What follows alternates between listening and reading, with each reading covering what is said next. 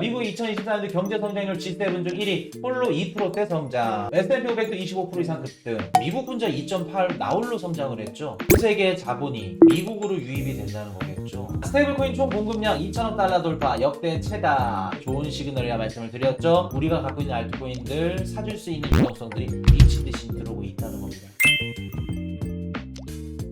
미국의 신용카드 연체율 2010년도 이후 최고 수준. 자, 요거 기사 보면 어때요, 여러분들? 비관론자분들이 가장 좋아하는 기사 중에 하나야. 이런 기사들이. 미국의 신용카드 연체율이 역대 최대치고요. 저축률이 역대 최저치입니다. 야, 이거 금융위기 오겠는데요? 투자자들이 이거 어떻게 주식 코인 투자합니까? 이거 무조건 폭락합니다. 제일 좋아하는 지표죠? 신용카드 연체율, 저축률 적다고. 이거 위험한 지표인가요? 아니면 지금은 당장 위험하지 않은 지표인가요? 신용카드 연체율이 이렇게 높아. 그러면 이분들 대다수가 어떤 분들일까요? 미국의 소비를 30-40% 이상, 거의 절반 가까이를 차지하고 있는 상위권에 속한 소득계층일까? 아니면 좀 소득이 힘들고 당장 정부에서 돈을 주면 그 돈으로 햄버거나 맥도날드 가서 빵을 사야 되고 스파게티를 사야 되고 아보카도를 사야 되고 당장 끼니를 걱정하는 조금 신용이 안 좋고 그리고 중하위권 소득계층의 분들일까? 중하위권 소득계층일 그 가능성이 매우 높겠죠. 그리고 소비를 할 수 있는 여력이 되시는 분들도 신용카드 연체율이 높아. 그래도 뭐의 가격만 받쳐준다면 소비가 쉽사리 꺾이지 않는다. 미국의 주식 가격. 미국의 주식 가격만 어느 정도 받쳐주면 미국인들은 소비가 꺾이지 않는다. 라는 말씀 드렸었죠. 자, 그리고 보도록 하겠습니다. 미국의 저축률이 너무 낮대. 그래서 유동성도 그렇고 미국 주식시장도 위험할 것 같고 금융시장이 무너질 것 같아. 맞는 얘기일까요? 저축률을 기반으로 미국 시장, 미국의 소비시장이나 경제시장, 금융시장, 주식시장을 분석한다? 진짜 미련한 짓이죠. 한국은 맞습니다. 한국의 저축률이 떨어진다? 그럴 수 있어요. 근데 미국은 금융 선진국이죠. 우리는 금융 후진국입니다. 자, 금융 선진국이 뭐예요? 자, 한 가지 예를 들어서 미국에서 자녀를 낳아. 아기 때부터 뭐를 공부하기 시작하냐면 주식 공부를 하기 시작해요. 근데 만약에 우리가 조금 빠르고 좀 깨어있는 부모라고 하면은 아기 때부터 뭐를 공부해요? 뭐 부동산을 공부하던가 보통 이제 부의 축적은 우리 동아시아권 국가들이나 이제 아시아권 뭐 한국, 중국, 일본 보통 이제 실물 자산에 그게 포커스가 맞춰져 있죠. 부동산이죠. 근데 미국 같은 경우에는 주식이에요. 부동산보다도. 미국인들이 예를 들어서 내가 100만 원이 있어. 여윳돈이. 저축을 할까요? 아니면 주식에 넣을까요? 당연히 주식을 넣죠. 우리 엔비디아 뭐 900%까지 올라간 거 보셨죠? 엔비디아만 넣어도 어떻게 돼요? 내 노후를 책임져줄 엔비디아가 있는데 기업이 있는데 주식이 들어가죠. 그럼 미국인들이 저축률이 낮아서 야 소비가 꺾이고 경제가 꺾인다 위험하다 요 분석이 맞다 틀리다? 틀리죠. 물론 한국이나 다른 국가들한테는 해당이 될 수 있겠지만 미국한테는 저축률 갖고 미국의 경제 상황을 분석한다? 맞지 않는 얘기다. 라는 말씀. 그래서 비관론자분들이 좀 좋아하는 얘기입니다. 이런 기사들. 걱정 안 하셔도 된다. 카드빚 많다 그래서 뭐 개인들 카드빚 우리 한국이 걱정할 때지 미국은 괜찮아요. 아까 제가 중하위권 소득계층 분들 말씀드렸죠. 진짜 없는 분들은 아예 신용카드도 발급이 안 돼요. 미국에서는. 그럼 어느 정도 이제 중하위권 소득계층이 조금 낮은 분들 포함 중상위권 계층분들 신용이 있는 분들이 이렇게 뽑는 겁니다. 그러면 이분들 안 무너져요. 연체된다 그래서. 진짜 우리가 막 뭐 신용이 막 말짱 깡이어가지고 그냥 먹고 나른다? 캐피탈사 얘네들이 막 무너질 정도로 그럴 정도 아니다. 라는 말씀. 자, 세금 회피는 끝. 다국적 기업의 15% 법인세 걷는 나라. 자, 볼게요. 지금 보시면은 요게 이제 어디를 얘기하냐면 태국입니다. 태국 정부가 이제 내년부터 다국적 기업한테 글로벌 최저한세를 최저한세 제도를 도입한다고 합니다. 쉽게 말해서 세금을 더 걷는다고 해요. 자, 이거를 보고 우리가 알 수 있죠. 앞으로 무슨 주의가 시작이 된다? 트럼프 2기 정부가 시작되면 자유무역주의에서 분열주의가 시작이 된다. 분열주의 이퀄 뭐예요? 서로 친한 애들끼리 사이좋게 무역하고 수입하고 수출하고 그리고 그렇게 되면 당연히 수입이나 수출이나 아니면 자국 경제 성장률이라던가 아니면 뭐 수입 수출 모든 인프라 시설들 아니면 뭐 돈을 걷는 것부터 시작해서 이런 부분들이 자기네 우선주의 미국처럼 미국 우선주의도 맞지만 태국도 우선주의. 야 이렇게 지금 힘들어지면 당연히 분열주의니까 우리나라부터 잘 먹고 잘 살아보자. 똘똘 뭉쳐야 되는 시점이 분열주의죠. 근데 한국은 지금 똘똘 뭉치지 않고 있고 똘똘 흩어지고 있죠. 마음이 아프죠. 이런 부분을 봤을 때. 그래서 앞으로 트럼프 2기 정부가 들어서면 분열주의가 시작이고 분열주의가 시작한다는 걸 알리는 거는 항상 미국뿐만 아니라 자국 우선주의가 계속해서 나올 거다. 그래서 내년도부터는 어떤 국가들이 살아남을 거냐면 첫 번째, 미국과 같은 이런 강대국들한테 뭐를 해줄 수 있는 국가. 뭐 예를 들어서 미국과 중국이 무역 싸움이 벌어졌어. 그러면 미중 무역 갈등으로 인해서 수혜를 받을 수 있는, 너네가 미국이랑 중국이랑 싸우잖아. 우리가 이런 것들 해줄 수 있어. 강대국한테 뭐를 줄 수 있는 이런 국가들. 원자재, 뭐 석유, 뭐 천연가스 다 포함해서 이런 것들이 많은 국가들. 내가 가만히 있더라도 전세 글로벌 그 강대국들이 나를 필요로 하는 국가들. 이런 국가들이 살아남을 가능성이 매우 높겠죠. 그래서 이런 부분들 생각했을 때 우리 한국도 포함이 되는 건데, 포함이 된다 하더라도 이게 처신을 잘해야 되는데. 제니 옐런 미국 재무부 장관 특단 조치 없으면 내년 1월달 부채 한도 도달. 미국 재무부 우리 제니 옐런 누님이 이제 임기가 끝나기 전에 계속해서 시장에 겁을 주죠. 특단 조치 없으면 내년 부채 한도 도달한다. 국채 못 찍으면 너네 디폴트나 이런 얘기 쭉 해주는 겁니다. 어쩔 수 없죠. 1월 20일부터 이제 트럼프 대통령이 부임을 하기 때문에 그 전까지는 계속해서 흔들어야겠죠. 그래서 지금 제니 옐런 누님은 증시 빠져도 잘못 없어요. 어차피 이제 증시도 트럼프 트레이드로 이제 돌아섰고, 지금 빠진다 그래서 뭐 제니 옐런 누님이 욕을 먹던가 바이든 형님이 욕을 먹던가 그렇지 않기 때문에 지금부터는 이제 최대한 증시에 뭐 영향을 주고 안 주고는 다 떠나서 공화당 쪽에 타격을 줄 수 있는 물고 늘어져야겠죠. 근데 봤을 때 요거는 아마 3월 달까지도 유예가 될 거고 계속해서 유예가 될 겁니다. 그래서 뭐 6월 달에 이제 디폴트가 난다 그러는데 우리 주식이나 코인 시장에는 크게 의미 없다. 트럼프 정치적 해법 찾겠다. 틱톡 금지 유예해달라. 요거는 뭐 정치적인 이런 입김들이 있죠. 요거는 제가 다음에 한번 좀 디테일하게 한번 설명해 드릴게요. 자, 미국 국채금리 시장에서 하라. 한 사람 거래 속에 10년물 4.6% 상해. 10년물 국채금리가 4.6%를 넘었습니다. 10년물 국채금리가 이렇게 상승했어. 그러면 10년물 국채 가격이 어떻게 됐다는 걸까요? 금리와 채권 가격은 반대로 돈다. 채권 가격은 떨어졌다는 얘기겠죠. 채권 시장이 흔들리면 주식이나 코인 시장도 당연히 흔들릴 수밖에 없겠구나. 그래서 이렇게 보시면은 지금 미국 증시도 그렇고 코인 시장도 그렇고 일단은 이제 트럼프 취임하기 이제 전후까지 한번 지켜보셔야 돼요. 계속해서. 국채 금리가 너무 높은 상태이기 때문에 채권 시장 변동성도 굉장히 심해져 있고 이런 부분들이 전 세계 자산 시장에 영향을 줄 수밖에 없는 겁니다. 그래서 우리 시장에 지금 가장 큰 악재, 가장 큰 영향을 주는 거는 뭐냐라고 물어보신다면 채권금리, 장기금리 튀는 거. 자, 미 국채금리 상승에 글로벌 금리 발작, 리스크 가능. 근데 이것도 비관론자분들이 좀 좋아하는 거죠. 사실 뭐 4.6까지 올라간다 그래서 발작이 된다. 당연히 가능성은 있겠죠. 근데 지금 당장 뭐 은행이 무너지고 채권 갖고 있었던 애들이 다 쓰러진다? 그러기에는 힘듭니다. 왜 이게 힘드냐면은 만약에 발작이 일어나도 시장의 유동성이 많아요, 지금은. 우리가 보통 은행이 무너지거나 아니면 뭐 시장에 금융 리스크가 터졌어. 그럼 보통 세 가지 안전창구가 있는데 재무부가 갖고 있는 통장, TGA 통장, 연준이 갖고 있는 영래포 창구, 뭐 지급준비금 요 세 가지를 갖고 있는데 요것 말고도 MMF도 있죠. 시중에 지금 유동성들이 많기 때문에 정부에서 막아줄 수 있다. 물론 MMF 같은 경우는 이제 정부에서 이제 건드릴 수는 없는 건데 금리 차이를 또 주면서 갖고 있는 자금들을 끌어낼 수는 있죠. 그럴 때 우리가 크게 봤을 때 네 가지로도 볼 수 있어. 그래서 요 금리 발작 하더라도 시중에 돈이 많기 때문에 막을 수는 있다. 그래서 만약에 이것 때문에 떨어졌다. 그럼 우리한테는 저점에서 다시 한번 줄 수 있는 기회가 될 수 있겠구나 라고 생각할 수도 있겠죠. 자, 가파른 상승세. 원달러 환율 이번 주 1,500원 돌파하나. 원달러 환율이 계속해서 올라갑니다. 자, 이전에도 말씀드렸듯이 1,500원 정도 된다. 그러면 한국 정부에서 외환 개입이 들어올 가능성이 매우 높습니다. 그럼 다시 또 1,400원 중후반대로 떨어질 거예요. 근데 그건 일시적으로 막는 거기 때문에 그건 그 의미가 없다. 일단은 탄핵이 어찌됐든 일단은 정치적으로 불확실성이 지금 끝나야 돼요. 그리고 만약에 지금 추경 얘기 나오죠? 추경 얘기 나온다 그러면 또 살짝 괜찮을 겁니다. 슈님, 원달러 환율이 추경이라는 거는 돈을 찍는 건데 그럼 원화 환율이 떨어진다는 걸 의미하는 거 아닌가요? 맞죠. 수요와 이제 공급 법칙으로만 봤을 때 이제 그렇게 되는 게 맞는데 지금 환율이 튀는 거는 어찌됐든 간에 그 정치적 불확실성도 있고 경제적 불확실성이 크기 때문에 그 불확실성이 조금 잠잠해질 겁니다.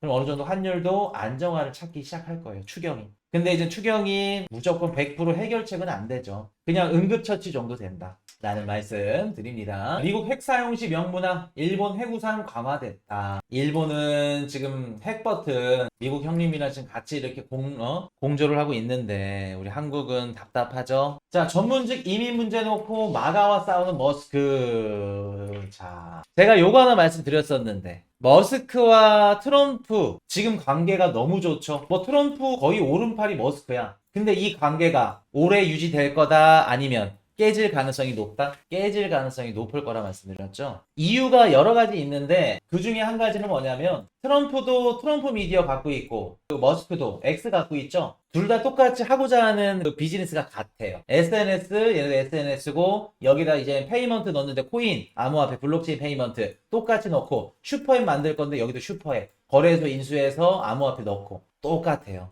그럼 비즈니스 측면에서도 이렇게 트러블이 날 수밖에 없고 그리고 또 두 번째 이념입니다. 이념. 트럼프를 지지하는 지지층들 중에 보수이기도 하고 좀 목소리를 많이 내시는 분 중에 그 세력 중에 한 분이 누구냐면은 이민자 받지 말자. 요 보수층들과 일론 머스크가 트러블이 날 수밖에 없어요. 머스크는 어디 출신이에요? 실리콘밸리 출신이죠. 그리고 앞으로 샘 알트만이랑 사이 안 좋은 거 아시죠? 챗GPT-4 넘기려면 샘 알트만 넘기려면 요런 AI 기업을 활성화시켜서 챗GPT-4를 넘어야 돼. 그러려면 여기서 일할 인재가 필요하겠죠. 그리고 제작자도 필요할 거고 엔지니어들도 필요할 거고 그러면 미국에서만 그 유입을 할 수 없으니까 전 세계로 뭐 인도 아니면 한국, 대만 뒤집어지는 인재들을 계속 유입을 시켜야 돼. 그럼 볼게요. 유입을 시켜야 된다고 하면은 공화당 입장에서는 이민자를 받는 입장인데 좋을까? 그리고 이분들이 들어오면 미국에서 뭐를 해요? 소비를 하죠. 그리고 이분들의 인건비, 인력이 상승되면 트럼프 2기 정부가 이제 앞으로 물가도 잡아야 되고 통화정책도 해야 되고 정부 정책을 펼쳐야 되는데 그런 정부 정책을 펼치는 이념과 반대되는 성향을 지금 가질 수밖에 없겠죠. 그렇기 때문에 트럼프와 일론 머스크는 지금은 뭐 사이가 좋을 수 있어요. 근데 인력 문제, 이민자 문제도 그렇고 이러한 부분들 때문에 서로 부딪힐 가능성이 매우 높다. 보수적인 이런 세력들도 그렇고 그래서 요것뿐만 아니라 제가 나중에 한번 정리를 싹 해서 한번 말씀을 드려볼게요. 여러 가지 이유가 있기 때문에 트러블이 날 가능성이 높다. 둘 다 비즈니스, 사업가입니다. 트럼프도 그렇고 머스크도 그렇고. 자, 미국의 2024년도 경제 성장률 G7 중 1위, 홀로 2%대 성장. S&P 500도 25% 이상 급등. 머스크가 트럼프한테 깨갱할 거 깨갱하겠죠. 근데 제가 요것도 한번 말씀드렸던 것 같은데 28년도 머스크가 공화당을 지지해줄까? 자금을 밀어줄까요? 저는 무조건 공화당 민다고 생각 안 합니다. 트럼프랑 사이가 멀어져? 그러면 28년도 미국 대선에서는 민주당의 새로운 후보를 밀 수도 있겠죠? 저는 그 그림도 생각을 하고 있어요. 그렇기 때문에 이것도 한번 우리가 보셔야겠죠? 어떻게 될지. 이것도 우리가 종목이나 아니면 코인 선택하는 데 있어서도 굉장히 중요한 지표 역할을 할 거예요. 머스크와 트럼프 사이 이것도. 24년도 경제성장률 G7 중에 1위 홀로 2%대 성장. 미국 혼자 2%대 성장이라고 합니다. 여러분들 G7 중에 1위라고 합니다. 미국이. 미국이 지금 이번 성장률이 2.8이 나왔어요. 다른 국가들 한번 불러드려 볼게요. 캐나다 1.3, 프랑스, 영국 각각 1.1, 독일 0%, 일본 0.3. 자, 그럼 미국 혼자 2.8 나홀로 성장을 했죠? 그럼 이거 어떻게 된다는 거예요, 앞으로? 전 세계의 자본이 어딜로 유입이 된다는 거예요? 미국으로 유입이 된다는 거겠죠? 여러분들 경제방송 하신 분들이 일본이 이번에 12월 달에 금리 올리면 미국 무너진다며, 엔캐리 트레이드 청산 때문에. 내년 1월 달에 일본이 금리를 올려. 19일인가 예정되어 있죠? BOJ. 일본이 금리 올리면 미국이 무너진대. 무너질까요, 여러분들? 금리 차이만 보고 우리가 그걸 예상할 수 있을까? 미국의 경제 성장이 이렇게 독단적으로 혼자 좋은데? 저는 미국에 투자할 것 같은데요. 아무리 금리 차이가 얼마 안 나더라도.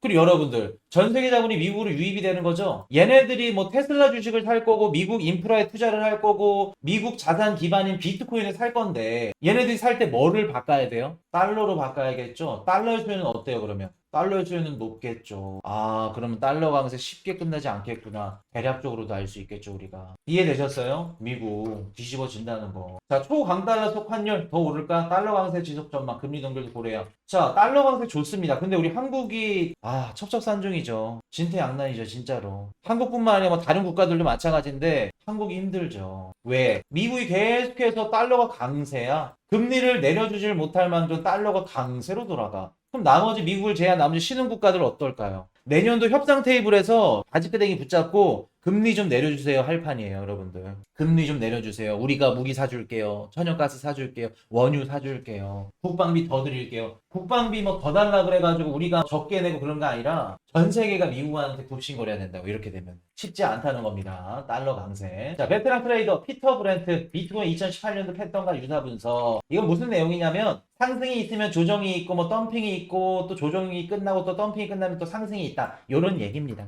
그래서 지금은 조정 구간이죠. 물론 여기서 더 떨어지면 덤핑이죠. 근데 그래도 반드시 또 반등은 한다. 그래서 지금 쫄 필요가 없다. 뭐 이런 얘기를 하시고 싶은 것 같아요. 피터 브랜트 형님이. 자, 오징어 게임 2 관련 토큰 쏟아져 사기 경고. 야, 너무 똑같지 않아요? 여러분들 오징어 게임이 언제 나왔죠? 출시가? 이거 우리 정규 방송에서 한번 다뤄드렸었는데. 오징어 게임 1이 언제 나왔나요? 그때도 오징어 게임 스퀴드였나? 하여튼 오징어 게임 그 코인이 나와가지고 몇 시간 만에 수천 프로 수만 프로 상승했다가 며칠 만에 아예 없어졌죠. 러그풀 당했죠. 아니 오징어 게임이 우리 비트코인 불장 때마다 출시를 했네. 지금 알았어요. 여러분들 소름 돋네. 21년도 우리 상승장 때 나왔네요. 맞아. 아마 겨울인가 그랬던 것 같은데 아닌가요? 근데 24년도에도 오징어 게임 2가 나왔네요. 제가 요거 안 그래도 오징어 게임이랑 우리 자산시장이랑 해가지고 조금 거시경제랑 닮은 모습이 있어서 그거 우리 멤버십 방송 한번 풀어드리려고 했는데 제가 이번 주 아니면 다음 주에 한번 풀어드릴게요. 오징어 게임 2. 21년도 9월 달에 나왔어. 맞아. 21년도 불장 때 나오고 2가 24년도에 나왔죠. 21년도에도 스캠코인 하나 나왔어요. 근데 이번에 2 나왔죠.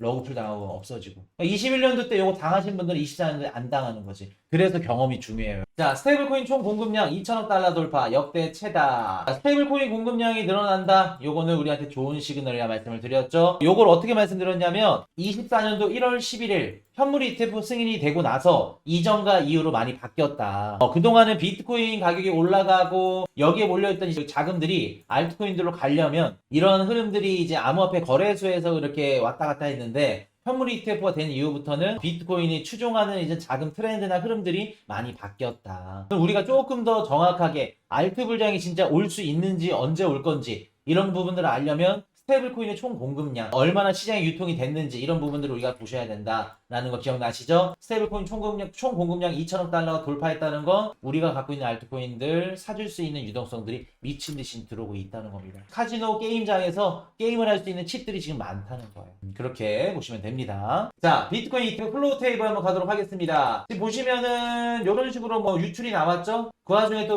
블랙롱 유입이 나왔네요.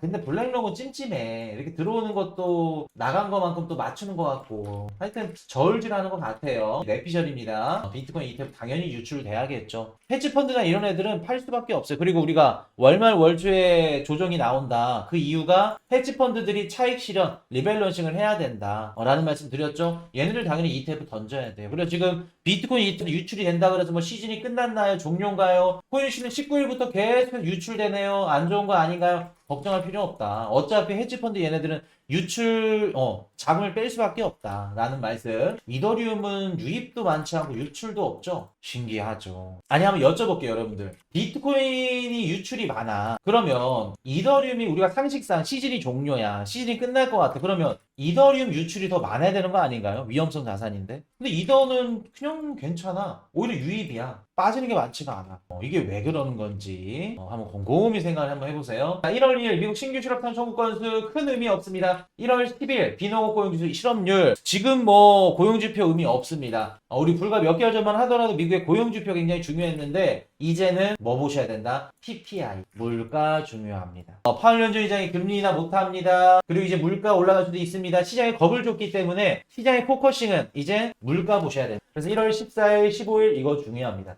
소액 판매는 좋게 나올 거고요. 자, 근데 코인 이슈야 14일날 15일날 물가 높게 나올 것 같냐? 높게 나올 수는 있는데 시장이 무너질 정도로 높을 것 같진 않아 보인다. 진짜 우리가 중요한 건 2월달 중요합니다. 물론 1월달도 중요해요. 1월달도 보셔야 됩니다. 2월달 더 중요하다는 거. 금리 결정 연준이 있습니다. 그리고 연준이 금리를 먼저 결정하는구나. 19일날 금리 결정인데 아마 동결할 가능성이 높겠죠. 동결하고 아마 점프할 가능성이 높을 겁니다. 24일날 일본 금리 결정 있는데 최근에 나온 일본의 물가 지표만 봤을 때는 금리 굳이 안 올려도 될 것 같은데 달러가 강세로 가면서 엔화가 조금 떨어졌죠. 환율이 밑바닥을 치고 있기 때문에 아마도 금리 인상하지 않을까 라는 예상을 해봅니다. 만약에 금리 인상을 안 하더라도 이전에 말씀드렸던 일드 커브 컨트롤 정책을 조금 더 땡긴다던가 아니면 시장에 뭐 이렇게 돈 푸는 걸 좀 적게 푼다던가 아니면 그 가조 총리가 우에다 총리가 이제 좀 뭐랄까 매파적인 발언을 쏟는다던가 그런 식으로 시장에 좀 밸런스를 맞출 가능성이 높다. 잠깐만, 연준 금리 결정이 두 번 있네요?